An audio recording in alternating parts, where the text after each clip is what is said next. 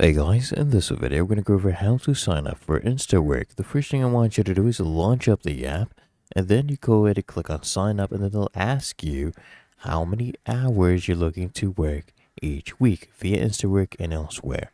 So you choose your option and then hit next, and then they'll ask you when you're available to work.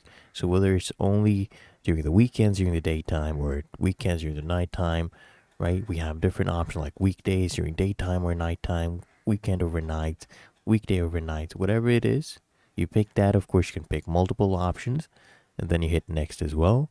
And they'll ask you what is the minimum hourly rate you'd be willing to work for, so they can show you appropriate gigs, right?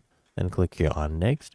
Then they'll ask you how much notice you need to work a shift. Maybe it's a few hours or 24 hours, depending on your other work arrangements.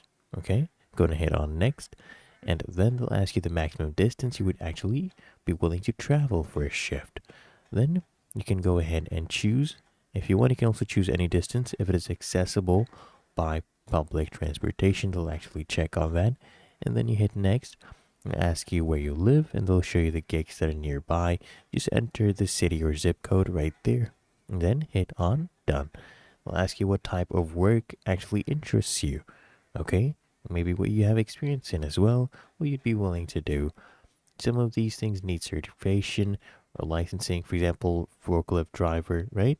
And then you go ahead and hit on next. I'll ask you to add a profile photo. Go ahead and add that.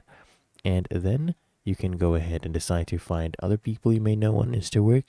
You can close this, and then you just have signed up, basically. Really that easy. If you found this helpful, make sure you smash the like button and subscribe to App Mentor.